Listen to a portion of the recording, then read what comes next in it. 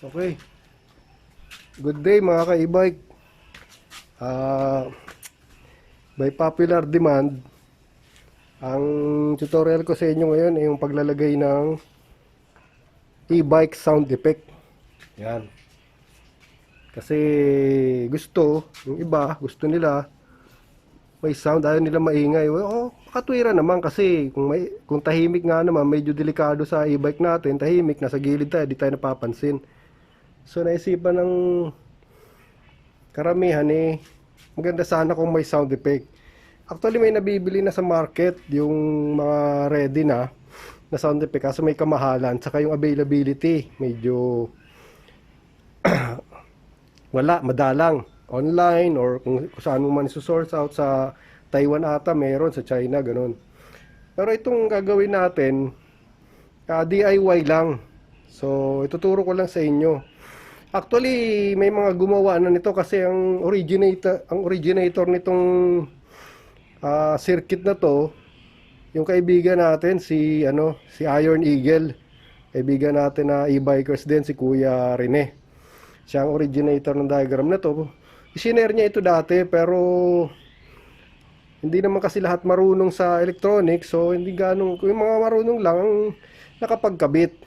Actually, meron ng mga nagkabit nito, nagpakalat sa YouTube, naniningil pa nga. Pero hindi rin nagtagal, hindi masyadong napansin. Ngayon, i-share ko sa inyo ito libre, wala kayong babayaran. Kung marunong kayong konting DIY sa electronics, electrical, ganyan, kayang-kaya nyo itong gawin. Tatlo lang naman ang main component nito eh. So meron tayong speaker. Mamaya pagkukumparahin ko yung dalawa. Meron tayong capacitor. May diagram ito, ilalagay ko sa link ang diagram tsaka sa video rin. Ayan. Starting capacitor, motor starting capacitor ito eh. 16 micro, itong binili ko, ito pinakamataas dun sa nabilhan ko sa ohms, 16 microfarad. Pero 12, 14, pwede naman. Mas mataas lang yung microfarad, mas malakas. Okay, tapos meron tayong wire dyan. Tapos yung nga, dalawang speaker.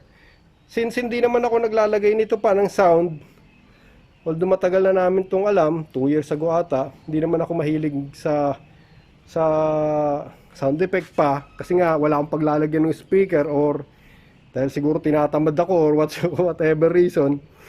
Yung gagawin ko ngayon, temporary lang. So, yung mga hindi ko ipipix yan. Papakita ko lang sa inyo kung paano gawin. Hindi ko ipipix dito sa e-bike ko kasi wala itong sound effect.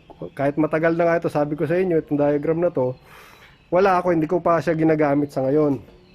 Actually, binabala kong i-modify ito na gawing mas maganda ang tunog kaso hindi ko pa nabibigyan ng pagkakataon. So, shout out kay Kuya Rene, yung originator nung ng circuit natin. Ipopost ko na lang din yung diagram para ma-download nyo at mapakinabangan nyo. Okay?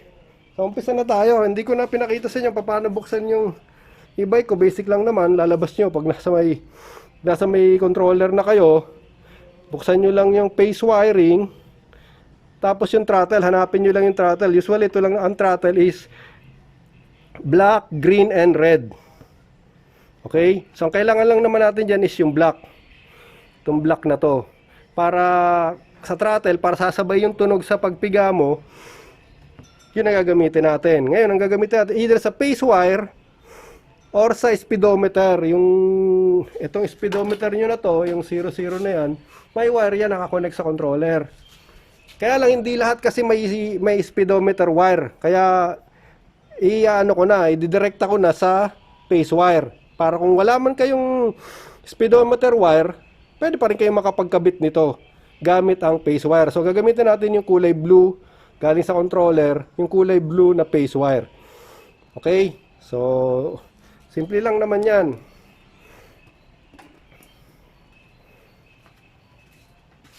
So sana makikita nyo, isusum ko, try ko i-zoom. Yan. Medyo sensitive na yan kasi naka-zoom, mas baka makita nyo. Itong makita nyo, itong throttle wire na to, yung kulay itim, yun lang gagamitin natin.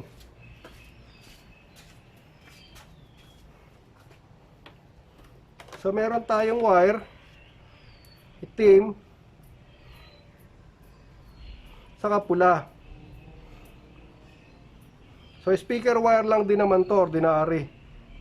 So ito, since temporary lang naman gagawin ko, sasaksak ko lang to sa kulay itim na wire sa throttle.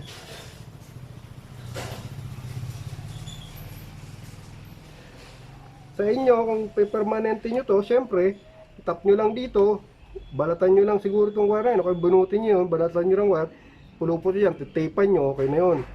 Sa akin, since temporary lang naman ito, ang gagawin ko, isasaksak ko lang siya para magkaroon lang ng koneksyon.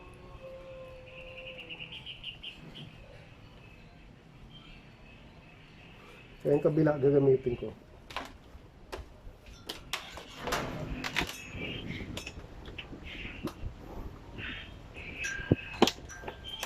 Ito itong kabila ang gagamitin ko para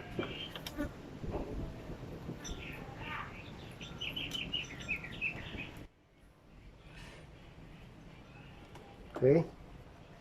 Tapos yung positive, kakabit natin sa phase wire. So gagamit lang ako ng clip.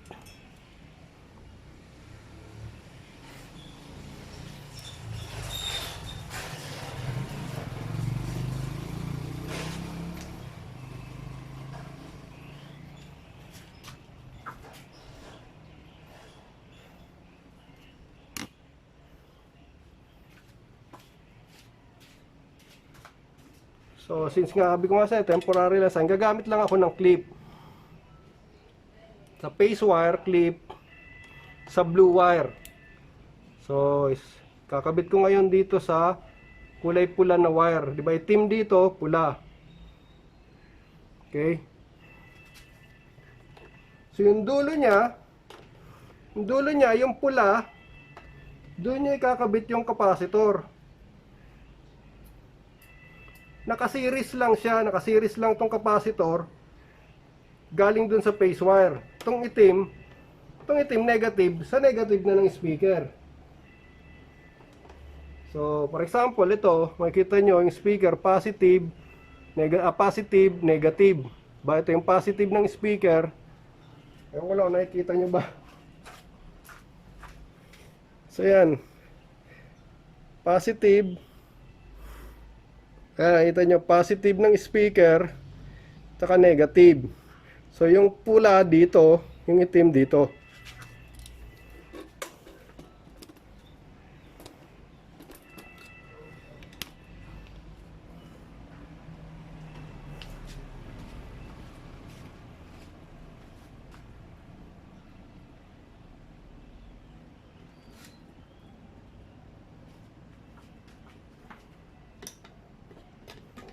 So, ito yung positive. So, tandaan lang natin. Ito, yung positive ng wire, pupunta doon sa phase wire. So, yung negative, galing sa negative ito ng ng throttle. So, kakabit lang natin. Sa negative naman ng speaker. So, basically, yan na. Okay na. Ganyan lang siya kadali. So, para matesting natin, yan, nakakabit na. Ito nyo ha. I-on ko yung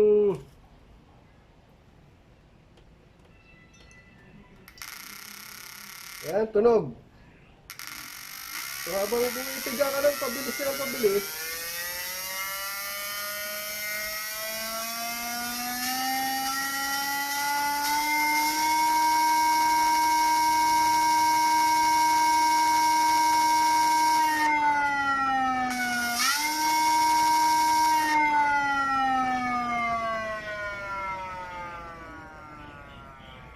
So, ganun lang siya kasimple, mga ka-e-bike. Ngayon, para ipakita ko naman sa inyo, ano yung difference. Pagka yung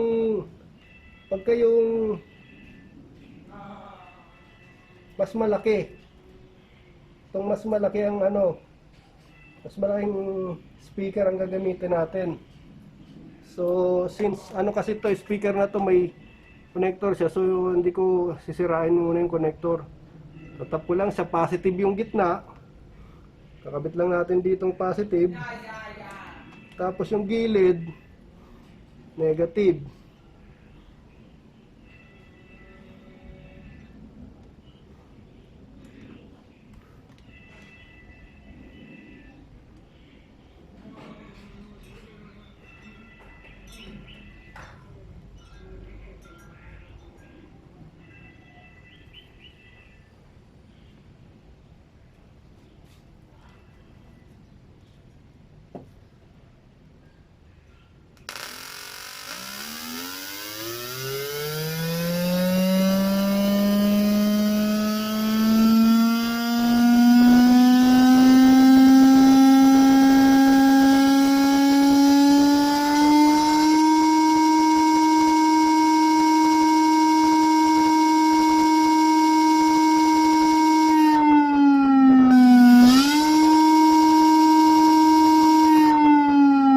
Mas malakas siya. Mas malaki yung speaker, mas malakas siya.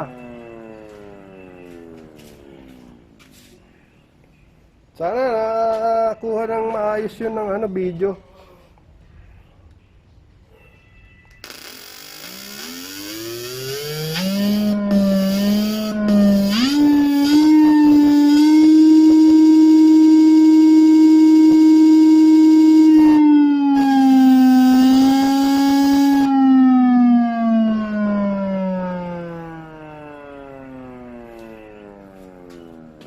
Okay, mga ka-e-bike, ano sa palagay nyo? Ngayon natin ha. Galing ko lang sa tripod para makita nyo.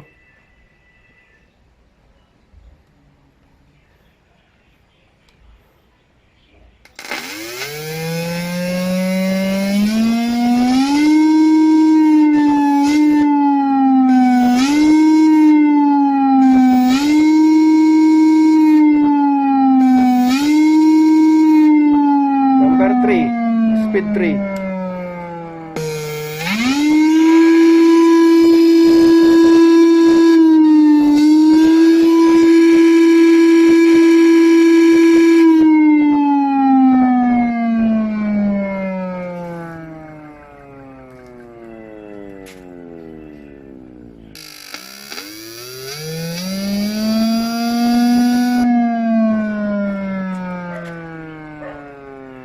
So, ganun lang, mga ka-e-bike. Ganun lang kasimple. Testingin din natin pag yung dalawang speaker.